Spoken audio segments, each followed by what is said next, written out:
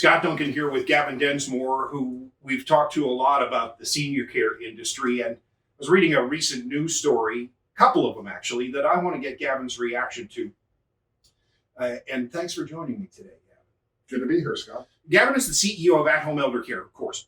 And the one article that stuck out to me, a news story about the senior care industry, isn't so much about the direct care of seniors, it was a venture capital VC company that specializes in senior care. Okay.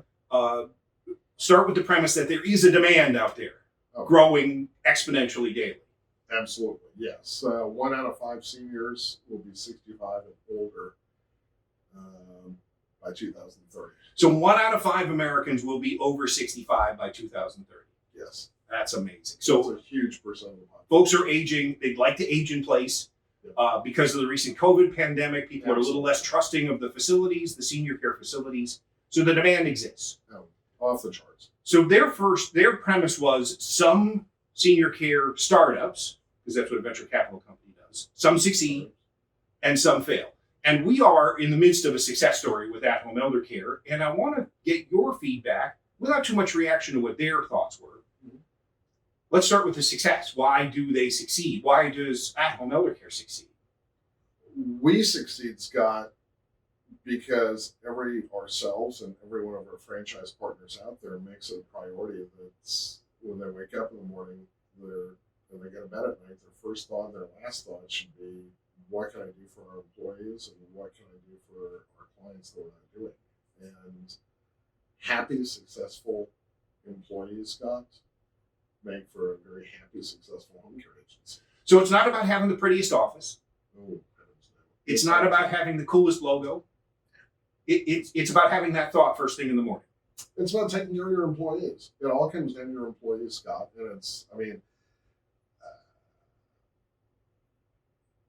And paying them well, good conditions. You want to attract the very best help that you can find. Right. And then you are going to work as diligently to hold on to them and to take care of them and to nurture them. And at my previous agency, average tenure of our employees was 12 years. Which is probably unheard of in the industry. It is. I mean, we worked really hard to attract the best help, the finest caregivers, and then we worked even harder to hold on to them. You cannot love on your employees enough.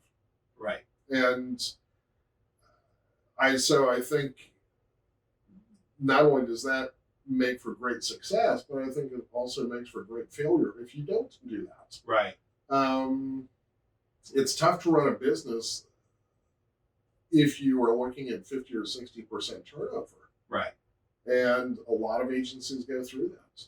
So prioritizing your employees and your clients will lead to your success. Yes. So it's a mindset. And you and I have worked for companies. In fact, we were talking about one that I worked for just before we got started here, where the official corporate policy is the beatings will continue until morale improves. Right? I don't know if there's a business owner out there that doesn't feel that at some point, but it's a feeling, and it's not one that you operate your business on an ongoing basis if you want to be successful. Right. It's, it may sound touchy-feely, but a warm, nurturing environment for your employees is probably the best thing that you can hope for. Because if you take care of them, that's going to transfer to them taking care of your clients. Yeah. I mean, happy employees make for happy clients. Sure. And not all the sort of happy clients make for a successful home care agency. Yeah, absolutely. So that's the number one thing. And then keeping that thought, and this is something we've discussed before, is how you structure the finances of the company. Like I just started to touch on, it's not about having the coolest office. It's not about having, so if you're considering an at-home Eldercare franchise, you're not going to tell somebody to go out and spend $50,000 on office chairs. No, in fact, I think one of the things that separates us from the rest of the senior care franchise pack is the fact that we allow our franchisees to run it out of their home, which is somewhere between $12,000 and $18,000 a year in the franchise partner's pocket, right, with their saving and expense. And if they have money left over at the end of the year, I want them to use it for one or two things. I would like to see them spiff their employees a little bit because you can't do enough for these Christmas folks. party, end of year bonuses, that kind of thing. All sorts of different options there, or spend it on sales and marketing to bring in new clients. Right. So, watching your P's, watching your Q's, watching the P's and Q's, and then, like I said, at the end of the year, if you've got money left over, spend it on the employees. Yeah. So pay attention if you're looking at any other franchise agreements from any other senior care. What are they nickel and dime you? Well, nickel and dime you, and can you run it from your home? That's huge. Yeah. I've got clients that have been in business 7-8 years, and they're still running it from their homes, and they are absolutely crushing it. I mean, they are financially off the charts. Right. So if that is one of the differentiators for at-home Eldercare. Absolutely. And here's the other differentiator, just to sort of throw in a little brag, is the fact that you still have a lot of really good territories left. A lot of the other franchisors are saturated. Absolutely. Maybe it is an advantage, if there's an advantage to being an emerging brand franchise, Scott, is the fact that we have a lot of great territories available.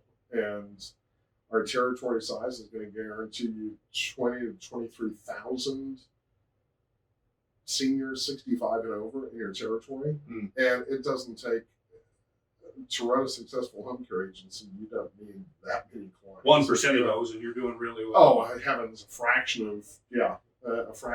If you've got 20 or 30 clients, you're absolutely crushing in this business. Yeah. And it's not that hard.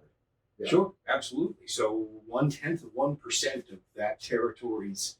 I'm not that good at math, but yeah, that sounds a little bit closer. Absolutely, 1/10 of 1%. Well, you break it down to those numbers, and it makes it It makes it a lot more manageable. Yeah, absolutely. Being able to get 20 clients is not difficult in our business, right? Especially when it's a supply and demand thing. We're going to have more clients than we're going to have employees, which means that our franchise partners are literally going to be able to pick and choose their clients. That's huge. Yeah, no, absolutely. I don't know any other business that you can pick and choose your clients. Well, one thing I learned from someone who was one of my early business mentors was that you have to be willing to fire a client, unfortunately, sometimes. So, being the sort of able to sort of cherry pick and choose who your client list is saves that heartache down the road. It does. It's appealing and yes, I have fired clients before. Yeah. And the reason, and it comes back to the employees. Yeah. Just as we would not tolerate an employee being abusive to a client, I will not tolerate a client being abusive to my employees. And if that's the case, we'll let the client go. Yeah. Well, and because it's a lot easier to find clients than it is good employees. I'm not going to jeopardize my employees. Well, and that's the reality too, is because, folks, this is private pay. This is not Medicaid or Medicare clients. These are people who are out of their own pocket, a little more affluent, a certain customer profile, as opposed to, because I've seen the other side of the home care industry, where it's all Medicaid patients, and you don't have a whole lot of choice, and you don't have a whole lot of margin to pay your people. And in the private pay sector, yes, we've fired private pay clients before too. Yeah. Again, I come back to the point that I've got more clients than I've got employees, so it puts us in an enviable position. Yeah, absolutely. Well, and that's the second, because I also read about an article. There are a couple of senior care people in the senior care industry who are saying that right now the number one challenge is finding the right people. It is, but that's true, Scott, for any industry. Today's Wall Street Journal, there are 9 million job openings available in America. And not 9 million people out of work. Now, so whether you are running a senior care agency, or you're running a grocery store or a gas station or anything else, finding employees right now is tough. And it is, as I tell every one of our franchise partners or franchise prospects partners, recruiting is just going to be an ongoing thing that they have to do day in and day out. Yeah. And you're always looking for the next great caregiver. And it doesn't matter. Again, I don't think it matters what business you're in. You're always, as a business owner, you're always looking to attract and find the best quality employees that you can. So if you set it up from the start where you could hang out that sign that says, here's why we're better, here's why we're different, if you're looking for a position in this industry, it helps immensely. Oh, absolutely. And making sure that we are employee centric is a great starting point. Very good. And one of the greatest sources of employees for us is actually our existing employee base, because they refer their friends and family to us. Because they probably know other people who are looking for the same kind of job. Absolutely. Yeah. Well, I mean, and that speaks volumes that if the people who are working for you say, hey, come to work for at-home Eldercare, it's a great place. We pay top dollar and we love our employees as much as humanly possible. Yeah. So it's not rocket science. No, absolutely That's not. the thing. And obviously, we've talked about the franchise process with at-home Eldercare before, but the bottom line is part of the training, which is comprehensive. Absolutely. A week in person, a year worth of support, and the details are on the website, is putting that mindset, those thoughts in the franchisee's head. Take care of your people and they'll take care of you. From day one, we drill it into them. And we share with them they are constantly going to be recruiting. Yeah. They're always looking for the next great employee. And when you find one, you take care of them. And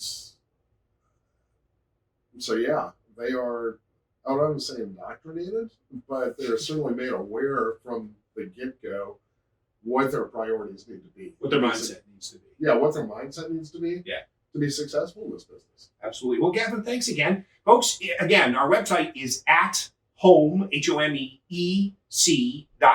Really easy to remember there. And of course, contact information will be in the description of the video, wherever we place it on Facebook or YouTube or any of those wonderful outlets. And Gavin, thanks for your time again today. Scott, thank you very much. It was always a pleasure to be here. Awesome.